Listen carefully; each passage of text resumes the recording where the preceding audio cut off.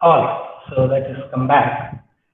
So the idea of this autonomous shift is quite going on, and several countries are actually running towards it. I think even Europe, Japan, Singapore, Korea, and China are some of the main contenders who are trying for this.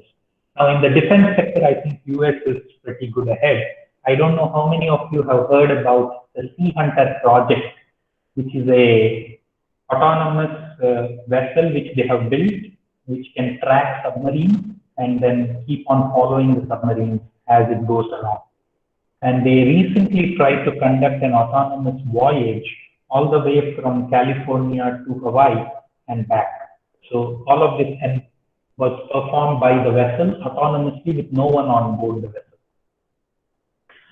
So there is quite a bit of research going on into autonomous ships. The main reason for this is if you look at the number of accidents which happen in the marine sector, almost 90-95% of them can be attributed to some sort of human error. And if the vessel is performing these things autonomously, then the chances of those errors actually do reduce. And that is where the most of the focus is towards building autonomous. Similarly, if you have an autonomous ship on which nobody is on board, then pirates hijacking those ships is unlikely because it's usually the crew that they hold hostage, and that becomes a major factor. And also, you can change the design of such ships in such a manner that human intervention is not possible. The other aspect which supports the motivation towards this is what is known as digital twins. I don't know how many of you have heard of digital twins. Has anybody heard of the term digital twin?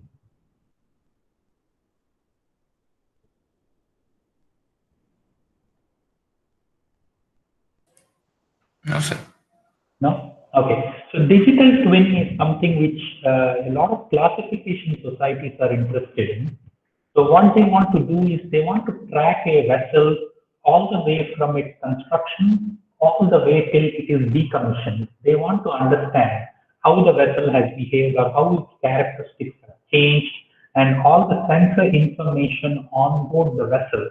They want to keep and maintain a digital copy of it with the classification society. So let us say that you are monitoring the amount of fuel which is being consumed on every voyage. Okay, and as time progresses, you are observing that the amount of fuel needed is becoming slightly more. Then you might attribute that effect to, hey, the resistance is increasing. Maybe my hull form requires some cleaning. There is some marine biological growth happening on my hull form. So things like this can be tracked far more easily when all of this data is available. So they want to create this digital version of the vehicle, and they want it to be interacting with the actual vehicle. And all that information can be tracked in real time or in hindsight from a command station which is located far away from the ship. So that is what is called a digital twin. And this has twofold purposes. One is that you might want to change a course of a vessel as it is operating using what you see from simulations on a digital twin. Or you might also want to say, look at data-driven applications where we are trying to collect all the sensor data and trying to ascertain what is happening with the ship as it is aging, or what are the things which are need to be taken care of, or which are probably are having some trouble, identifying these troubles on a digital model, and then accordingly being able to react on it much faster on the real ship. The third aspect is what is called cyber physical systems. So ships, when they become more autonomous in nature, they enter into what is known as a cyber physical system. So you have a physical system and a cyber system which is controlling the physical system. So security concerns become quite a huge threat here. And a lot of research is actually going into seeing how these cyber physical systems can be made more robust, and autonomous ships, particularly how they can be made more robust, is one research area which is pretty ongoing. So you can see that in a longer horizon of 10 to 15 years, this is an area which is going to come up and going to boom out. And that's the intention of this building these vehicles, is to be at the forefront of that and to be able to solve challenges as they keep arising in the future. Now, you might wonder, why should we build it ourselves? Why, I mean, there are a lot of commercial vessels available outside. Why don't we simply acquire one? Why do we need to build it ourselves? The problem is that most of the commercially available vessels are catamaran hull forms, and those are much on a smaller scale. But the problem with them is that they are not really representative of real ships. So if you want to really make autonomous ships possibility, you need to investigate on a scale model of a real ship. Okay? The other aspect is international regulations for prevention of collision. So when manned vessels are operating in a port channel, there are a set of rules. So just like when you're driving on the road, there are a set of traffic rules which one needs to obey. Similarly, there are a set of navigational rules which the ships must obey. And when you are making autonomous vessels, you have to make sure that these vehicles adhere to those traffic rules. And the problem is that some of these rules, they were written way long back. So as you can see, these regulations date back to 1970.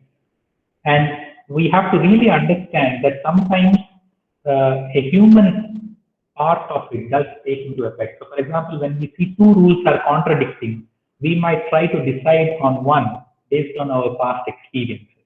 But autonomous vessels do not have such a mechanism, or we have to figure out such a mechanism for these things, when especially there are multiple vehicles interacting with each other. Similarly, if one vehicle is not following the rules of navigation, how should the autonomous vehicle behave?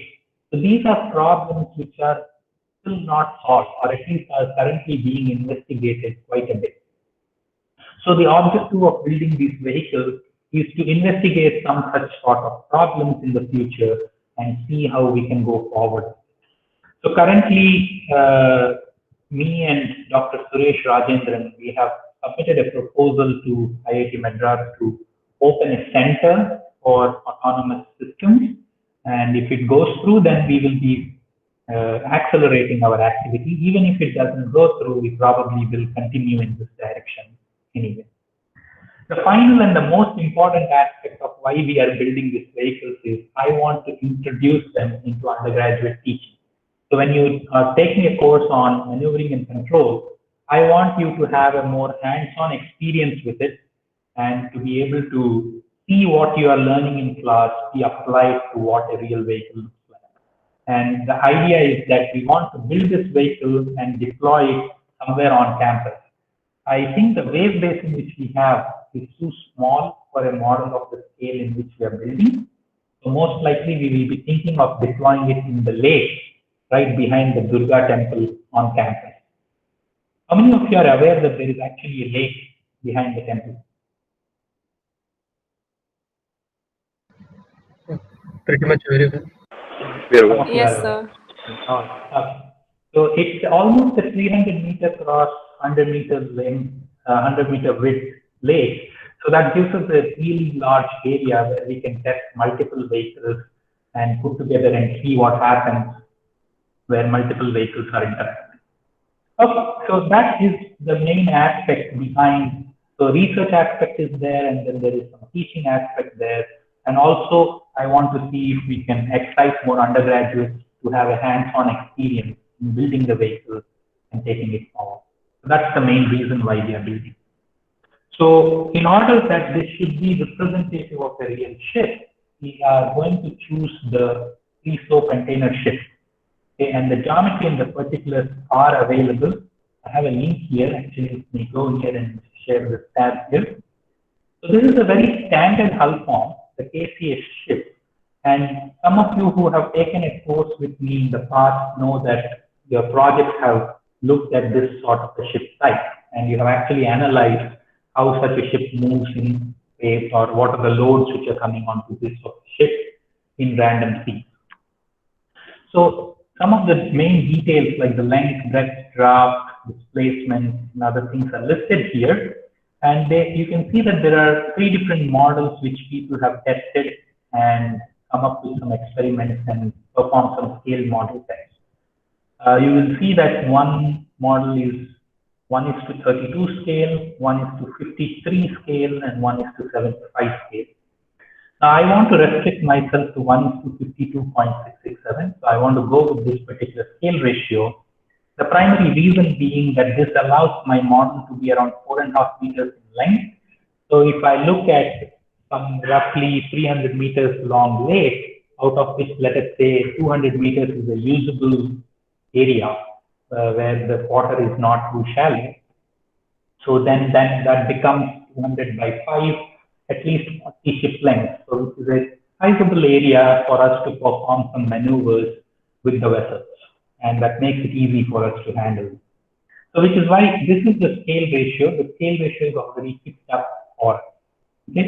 This website has more details on other things as well, like what is the size of the rudder, the propeller, and test conditions, service speed, and even the geometry files are actually given here. Okay, so you can download the geometry of the hull, rudder, propeller, open water data. All that information is already available. So the reason for choosing this is that we don't have to go back and do this on our own, but can rely on a standard benchmark hull and continue working on it into the future. Okay. I'll be sharing this presentation with you guys as well. So I'll put up a link of it somewhere and send it to you. And we can see, you can go ahead and take a look at the website link as well from there. So far, do I have any questions?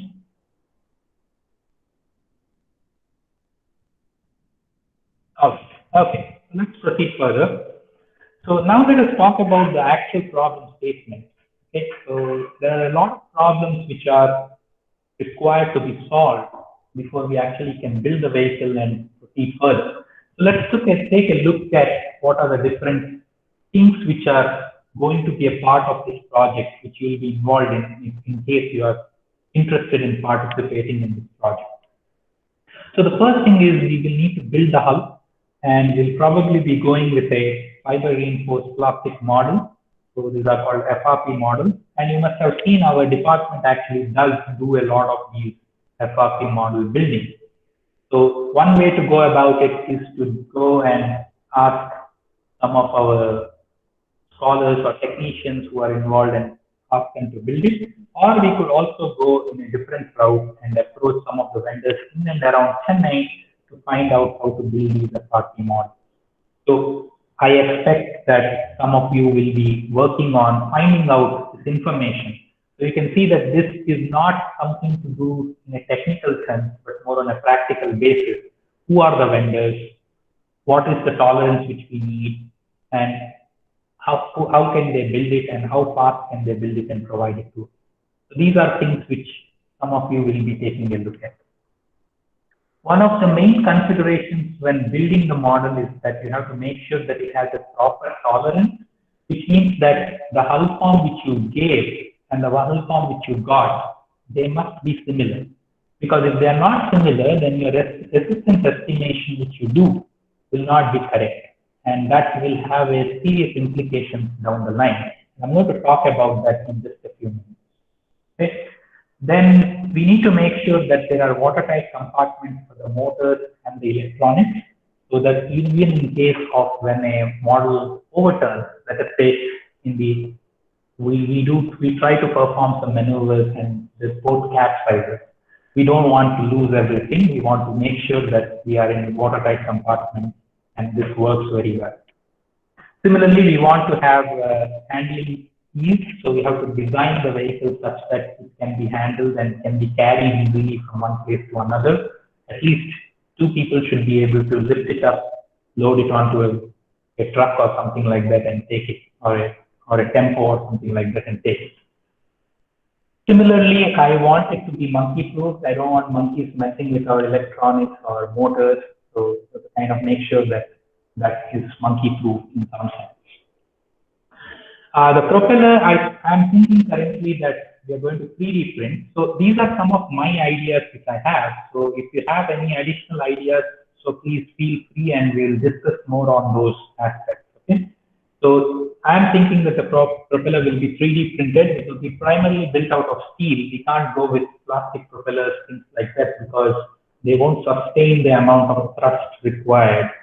So we require to build a steel propellers, and I think the 3D printing facility on campus may not be possible, but there are vendors in Chennai who can actually do it, the 3D printing of the propellers. Similarly, the rudder fabrication, this can be either done in a traditional manner where you take a piece of wood and make sure that you scrape it off such that you end up with a rudder shape which is required, or you could actually go with a 3D printing approach, and we have to make a decision on which one should be done. Okay. Then comes the main aspect. So here comes propulsion motor specification. So one of the main important questions which we need to answer is what the motor we require on our boat in order to propel it. Okay? And you'll see that embedded in this question is a lot of other things, and we have to kind of backtrace ourselves in order to calculate what the motor is needed for our propulsion. So your hull form will experience certain resistance when it is moving through water, and that information is needed in order to understand where the propulsion point will be. So if you remember your courses on propulsion and resistance and propulsion, I'm a little curious. When do you guys have resistance and propulsion? Is it in the third year or is it in the second year? It is in the second year, sir, fourth semester. Fourth semester. So all of you have already had it. Yes, sir. Okay. Yes, sir. Excellent. So then that will help you in understanding how much resistance is there in the hull and where is the self-propulsion point. Based on the self-propulsion point, we will have to determine what is the power and the torque requirements for our motor.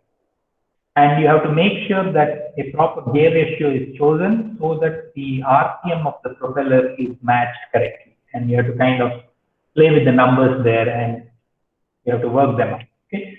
The resistance estimation generally is performed through experiments, but since this is a standard hull form, there is a lot of available literature where people have performed experiments and documented. So one of the tasks which I'm thinking would be is I want to crowdsource it with a lot of people who are here who have shown interest. And the idea will be that we will collect all the information of the different resistance tests and try to combine that information together in order to formulate the resistance curve of the vehicle. And that will help us figure out the propulsion point and eventually the required motor specification. Similarly, we also need to choose the motor specification for steering, and that will be involved with the rudder. So typically, I think you will either go with a stepper motor or a servo motor. The main reason for this type of a motor is that you will need to make sure that you are at a precise angle. So if I say 5 degrees rudder, it should exactly go and stop at 5 degrees. And with a stepper motor or a servo motor, that can be achieved pretty accurately as compared to a regular motor. For the prime motor though, you might also think of the trade-off between DC motors, brushed motors or brushless motors. I think the brushless motors is a better approach to go because there is less wear and tear in them, so they will last longer typically. Okay. All right, you have to make sure that since the stepper motor and the servo motors for the rudder, they'll be operating at 0 RPM for many of the time. So when I want to hold it at a certain RPM, at a certain location, the motor will not be turning, it will only be taking the torque. So you have to make sure that the motor does not burn out in such situation, and you have to accurately design it. And also the gear ratio is also important for the rudder motor to be designed. So these are some of the problems which I'm kind of throwing it out there, which need to be solved in order for us to build the vehicle and move forward. Then comes the electronics part. So I'm currently thinking that the electronics will be something cheaper.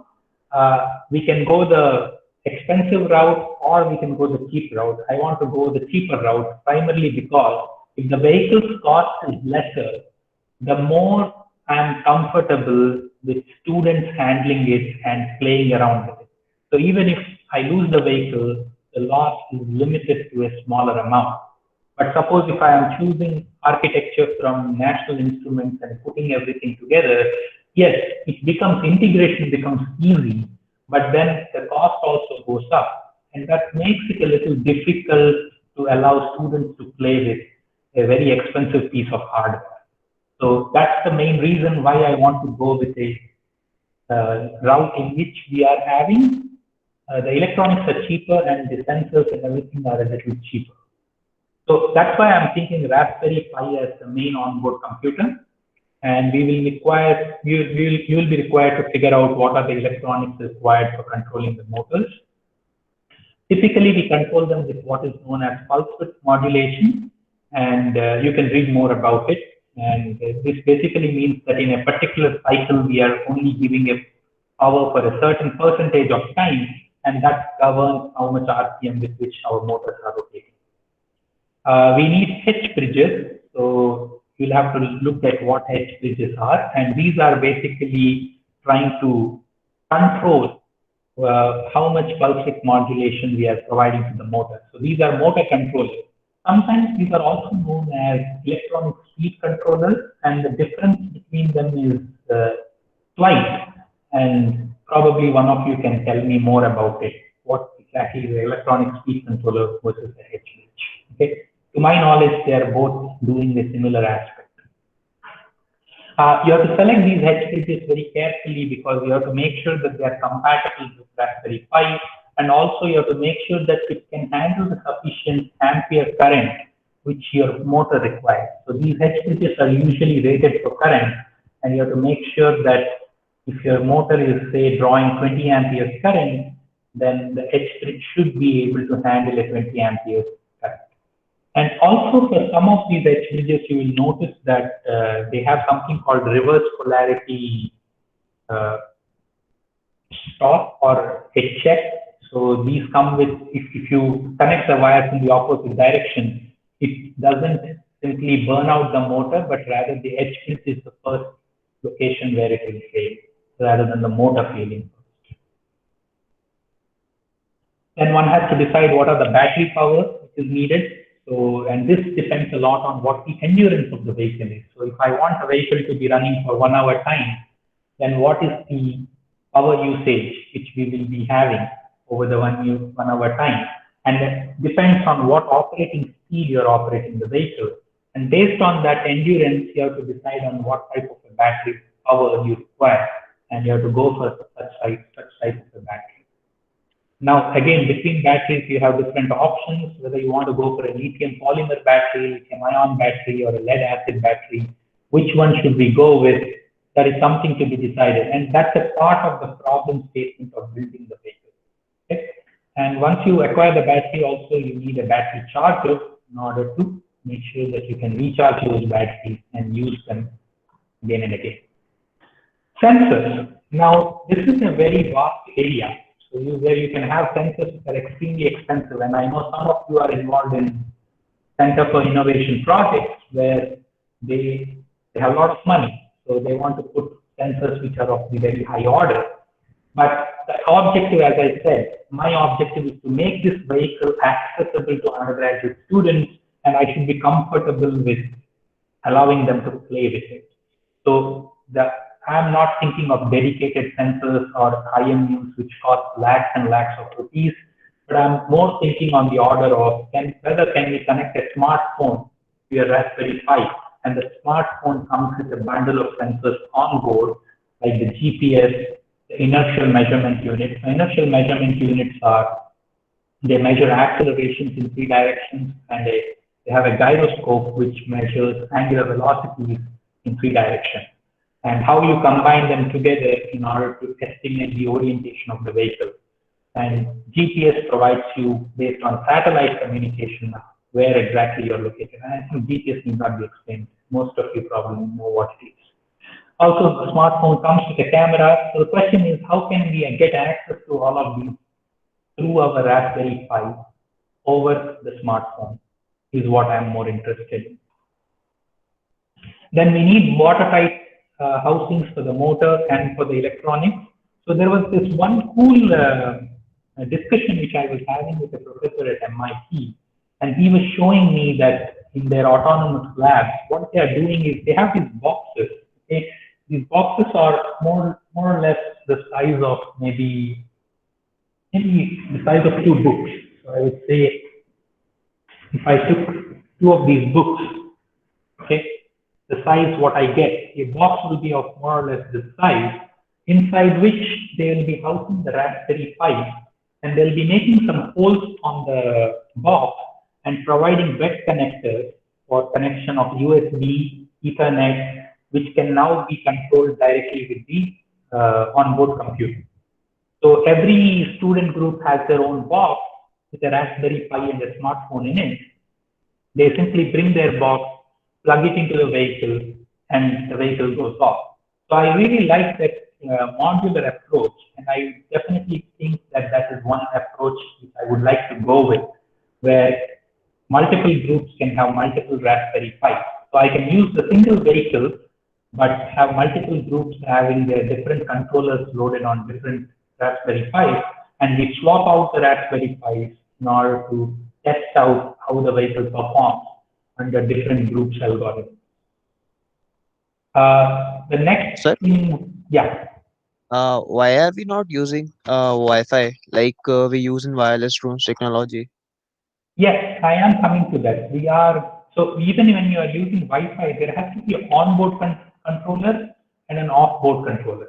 So you can connect to the onboard Raspberry Pi through Wi-Fi, and I'm coming to that aspect. But it still will require an onboard computer in order to control the vehicle. You don't want to do all the control all the way over from the base station. It has to have a control on board, which is what this Raspberry Pi will be providing. Did that answer your question? I asked, we can consider using Wi-Fi, right? Instead of wired connections. We can use an onboard controller like a Raspberry Pi compatible with Wi-Fi, like we use in wireless drone technology, and then we Correct. can control it using our laptop or smartphones. Correct. And that is what exactly is the plan. I'm coming to that exactly. You're And precisely right. There's no difference actually. and please shed some light on the processing power required for whole thing. Yes, that's right. That's right. So the processing power will be also an important aspect. So I want to manage with the Raspberry Pi. So the point is I don't want to do a lot of computation on it. In case if you want to do a lot of machine learning and other things like that, it might be better to go with NVIDIA Jetson. That might be a better approach to go, which is not much more expensive than the Raspberry Pi. But I think for now, Raspberry Pi should suffice, or at least in the basic version, we want to see a proof of concept with the Raspberry Pi before we move on with other things. Okay. All right. So yeah, water piping. I think we talked about the water piping of the electronics. The other thing is the stern tube. So a lot of you might not have wondered, but when we have a propeller on a ship, the propeller has to pierce through the hull form, and the shaft has to pierce through the hull form, and the propeller is located outside, whereas the motor is usually located inside, right? So there is a connection, or there is a hole in the hull through which a rotating shaft is passing through. And you have to make sure that as the shaft is rotating, there should be in between the gap between the hull and the shaft, water should not go into the hull. And that is why we have what is called a stern tube. So stern tubes are longer tubes inside which, through which this shaft passes, and the shaft is rotating inside it, and there is usually some sort of a lubrication between them in order to provide that liquid feed. Now, typically in real ships, that is usually done through lubrication oil and or through compressed air. So those are the two mediums which are used. But I think for our small model, a sufficient grease or a wax should be good enough for sealing the stern tube, but at the same time allowing the shaft to turn with no water coming into the picture. But I'm always open for more ideas, so that is something to think about. How will we do that when we are building the autonomous vehicle? Yes, then different sort of problems come about, like when alignment problem comes. So when you have the motor and the shafts, you have to make sure that the alignment is perfect. And saying it is easy, but doing it is a different thing altogether. So that is one part which I envision will be done. So the timeline for this project is more like 6 to 7 months is what I'm thinking. So 3 to 4 months in this semester where you will not be back, but another 3 to 4 months probably in the next semester when I am thinking you guys will be back. So where you will get a hands-on experience with the vehicle. All right. So also one has to think about what are the ballast weights which are required. So after you decide on all the electronics, batteries, motors, you have to see what is the weight of those things and what is the additional weight required to reach the design draft and where those ballast weights should be placed so that I have the correct mass moment of inertia of the vehicle. So these are things to think about in this problem statement. Then you have the programming of the pipe. So you have to make sure that we will be running the pipe with some programming to control the motors and the control surfaces. You have to also read the information from the sensors, process that information, based on that be able to provide a control output to your motor controllers. I want to do all of this in Python plus ROS. ROS stands for Robot Operating System, and it's an open source middleware which is very popular in building different types of robots. So I want to keep it in that open source architecture where your Raspberry Pi is interacting with all other components through ROS as the main engine. Then again, coming back to the same, coming back to what Aradhya was saying, the communication protocol. So you can have a Wi-Fi communication protocol with a Wi-Fi router on board the vessel through which you are connecting to the Raspberry Pi. Okay, either you could have a dedicated router, but I think the latest Pi actually comes equipped with a Wi-Fi node in itself. So you actually do not require a separate router in itself. But we have to think about how far the connection has to go. So if the connection has to be, if you're standing on the shore of a lake and you want to be able to control the vehicle 20 meters away from you, I think you might require a dedicated router. So then another thing to think about is the power supply for that router, because you see we have only DC power supply available on board. You have to make sure that what is the router which I require in order to supply power for it. The other way to provide the communication is through radio frequency based. So these are, so those of you who have seen like toys or as Aradhya was saying, drones, they communicate primarily using radio frequency based control. So you have a joystick which is sending radio signals, and as long as the line of sight is available between the vehicle and the controller, you can control the vehicle effectively. And this allows you to go all the way up to 5 kilometers range, which is more than our lake's width. So therefore, I think that should be a good approach to go. But again, one has to decide on what is the hardware architecture which has to go onto the vehicle, which will give me sufficient range, what is its power consumption. All of the power consumptions have to come from our battery. So you can see that all the problems are kind of interrelated with each other. And that's what I want to solve together when working on this project. Okay, so what I'll be doing is I will be sending out a Google form to all the students and to your SMail accounts. And those of you who are interested in it, you can fill out your names and then we will contact those students, bring them in and slowly discretize the task and assign the task to each of you. The other thing which I wanted to mention is I want you to take this work and also be able to get credit for it. So as long as you have made a significant contribution to the project and we are able to see that there's a lot of work which has been put in, I want you to be able to get a credit for it and it should be reflected on your transcript.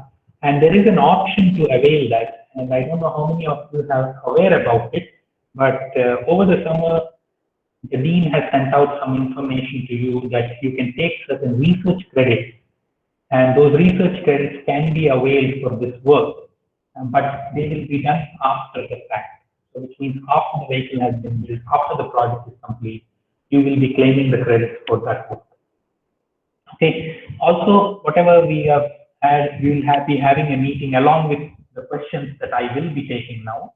Will be uploaded to the YouTube for a later reference, and the link will also be emailed to all of you. So this is what I had in mind. So these are some of the problem statements which are going to need to be solved in order to build the vehicle. And if this sort of a thing interests you, I'm interested in having you work with me to build the vehicle and to see it come to. So it's more of a hands-on experience rather than a theoretical exercise. Okay, so now I'll stop talking and I'll allow you guys to come up with questions, comments, or suggestions. It can be anything. You can go ahead and say now.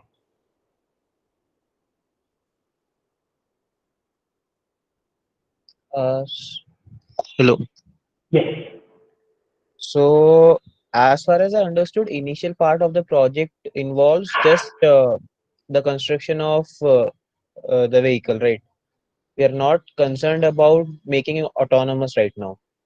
Not right now. So the beginning part of the project is actually to build the vehicle and to be making sure all the electronics on board, electrical components, everything are tied up. So the reason for that is that problem itself is quite challenging. So I'm looking at a 6 to 7 month time frame on this. And if you're able to build a vehicle in 6 to 7 months, yes, once the vehicle is built, you can continue on it to apply control methodologies, make sure that the vehicle follows a particular path that you provide using either reinforcement learning, machine learning applications. Now the sky is the limit. It's a test bed which allows you to test out different algorithms. Okay.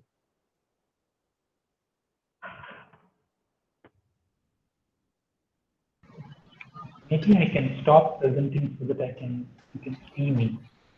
Okay, all right. Sir, one question. Yes.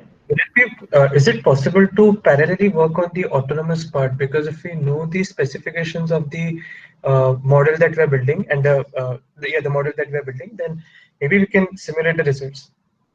Yes, simulating the results is quite possible, Siddesh. And actually, believe it or not, a couple of students of your group, of your batch, are actually working with me on the simulated study part of it for applying machine learning for control.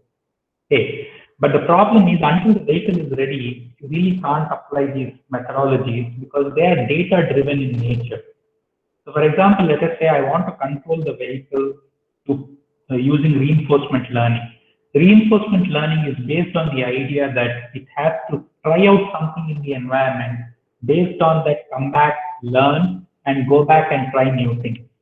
So the vehicle is an important aspect which is needed in order for the reinforcement learning to succeed. Not to say that it cannot be done in a simulated environment. Yes, you can do a simulated environment where you can simulate the dynamics of the craft and your reinforcement learning interacts with that simulated environment. It can be done. And that's what is currently being pursued. But the approach, the idea behind this project is that I want to actually see the vehicle built first and then take it to that point. Got it. Sir, can you hear me? Yes, Nimesh. Is it possible to use one of the models which we already have in our department, like the hull form? Yes, we can potentially use one of the hull forms which are already available. That is possible.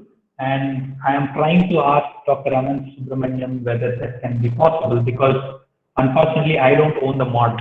So yes, that's something which is being investigated. But I don't think we have a KCS hull form sheet available with us. And I want to go with the KCS because a lot of information for it is available in the literature. And I don't have to work with it separately. So suppose one of the hull forms which is available, let us say in the department, say there is a vessel hull form for which there was a consultancy project and the vessel hull form was built. The problem with it is a lot of the information regarding the resistance and other aspects of it will not be available to us. Even though the hull may be given to us, we will not know that information, and we'll have to actually do some analysis to figure that out, whether that be a computational fluid dynamics or some other approaches to do it. Whereas here, the ship is actually a standard benchmarking hull. So the idea is a lot of information is already available, and I want to build the vehicle anyway. So that's the primary idea where I'm going. I hope that makes it a little clear. Yes, sir. Like, won't it be possible to ask them for the data for that particular hull? No, not always. You see, the reason is if it is a industry which has performed it, then they may not be comfortable sharing it always. And in fact, in most cases, they will not be comfortable sharing it because a lot of the consultancy work requires us to sign non-disclosure agreements, which means we can't use that information elsewhere. Okay, okay. Like, what I'm thinking is, like, if we are building a new hull, I think the fabrication, the cost will be very high. Correct. So if we are able to use the already existing hull form which we have, so we can cut down on the cost. What I'm thinking is the hull is you see, the hull form actually, no matter what you do. So even if the hull capsizes tomorrow, the hull form is not going to experience any problem. You can pull it out of the water and again reuse it. That's not the problem. The problem usually comes with the electronic part. If water gets into the electronic part, that renders it completely useless and you have to buy new one. But if the hull is watertight and it goes underwater, you can always pull it back up and use it. So that should not be a problem. Okay. Okay. Yeah. All right. Okay. More questions, comments, suggestions? Sir, so to join in this project, are there any prerequisites? Like anything that we should learn right now? I have only the basic idea of Python. I can code in Python, but a Raspberry Pi, I didn't start anything in that. So, are there any prerequisites? There are no prerequisites as such. So I'm not thinking of this in the sense that you have to have a prerequisite in order to complete it. And Raspberry Pi actually does, so it's just a computer. Raspberry Pi is nothing but a computer with an operating system on it, which is called the Raspberry Pi -BN, I think. And I think they changed its name now, which is called Raspberry Pi OS. Okay? It's a Linux-based operating system on which there is Python pre-installed. So you will be programming primarily in Python, just that you will be now trying to access the Raspberry Pi architecture and try to understand. See, the point is, a Raspberry Pi is a very cheap computer. It costs around 2,000 rupees. Okay, so that is something which you can, if you are really so interested in it, you could as well do it right now. It doesn't require you to, or stop you from doing it before coming back to the institute. So the Raspberry Pi is what I really don't think is a big problem per se. The problem lies more on the practical side of the thing, on deciding what are the motors we need, for which there is a homework which needs to be done behind it. Okay. So for example, if I want to know the motor power, I need to know what the resistance of the hull form. So things like that become more important. Okay. Okay, sir. Okay, the programming part of it, I really don't think it's a challenging aspect. I mean, if I could at my age learn to play with a Raspberry Pi in a couple of days, I'm sure you guys will be great at it just in a couple of hours. So that I don't see as a problem at all. Sir, can you hear me? Yes, that's true. Sir, in case we aren't able to make it to the institute next semester, which is highly likely considering the country situation, what will be the plan? Like, will we just be focusing on the automation and programming part of the project, or will there be anything else? So the way I see Satkirti is that a bulk of the work which we have discussed is actually on deciding the components and making sure those components can be integrated together. So a lot of homework actually goes behind the aspect to decide what are the components which we need to acquire and build it. Yes, ideally it would be nice if you could be back here the next semester and we build it. In case if you are not going to be back by next semester, in the off chance that that does happen, the work doesn't go away.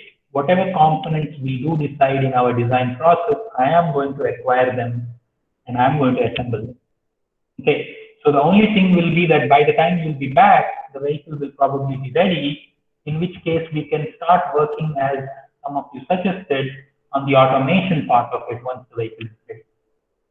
So if you are unable to come back, I don't see it as a particularly large problem. Yes, that the sad part would be you won't get a hands-on experience of putting it together, making sure that the alignment of the motor and the shaft are working fine. Such things will not be something which you can see. And I would really like you guys to be able to see that in action. Talking about it and seeing it are two different things. So ideally, I would like that.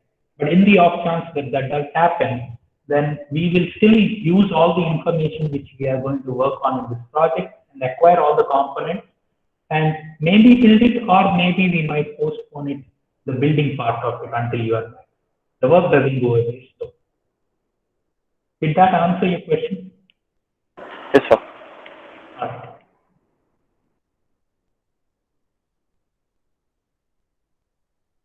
All right, more suggestions, comments?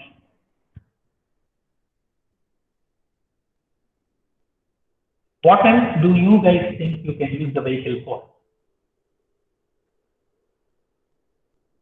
I am also thinking of in this one direction. I mean, this is a thought process in my head. We can conduct a competition. So for example, we can say that every team will have their own Raspberry Pi, and we can maybe group 4 or 5 people in a group. And some of your juniors, we can round them up and say that, hey, we're going to organize a in-house fest where the target is some particular location you have to go and turn around, go through some maze kind of a thing and come back. And whoever does the fastest or with the lowest error will win the competition, or things like that, in order to encourage more marine robotics in the undergraduate level. That is one thing which I think will be good to see, especially if you are able to build the vehicle quickly.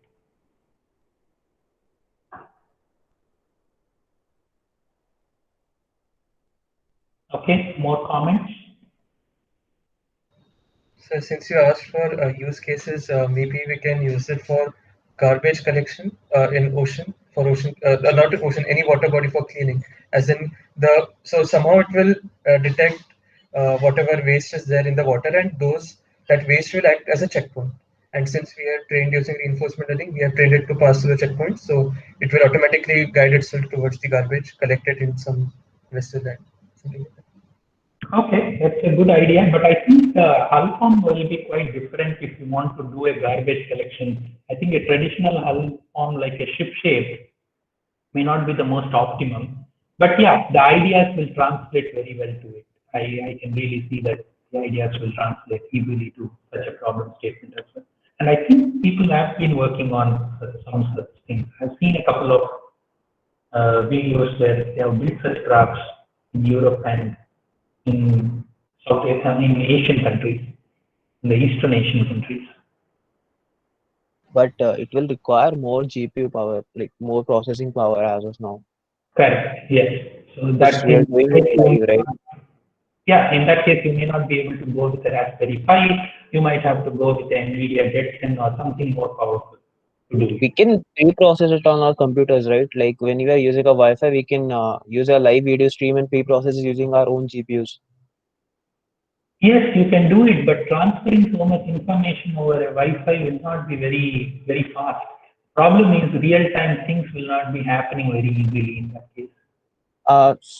Like I don't have any idea about underwater thing, but when we are working on a design of drones and all, like frame speed, about a 10 frame per second video will work in usually detecting obstacles and all. So that would require that much processing power. We can easily do it on MX250. Okay, if it can be managed, then yes, there's nothing stopping you from trying it out, because the platform will come equipped with a camera, so you can obviously use it for vehicle detection or obstacle detection, But things like that. it will change the whole dynamics of the vessel, right? Because Which now one? he said you need to collect garbage. No, no, So, I'm not looking at garbage collection as this. This okay. vehicle is not primarily for garbage collection, but the ideas translate. You see, you're thinking in a too narrow a scale that whether this vehicle particularly will be used only for one sort of thing. No, it's a test bed. Mhm. Whatever you learn from it can very well be applied in another area as well. There is nothing stopping us from applying it to a different area. Mhm. Okay. Yes. Okay, sir. All right. Any more comments?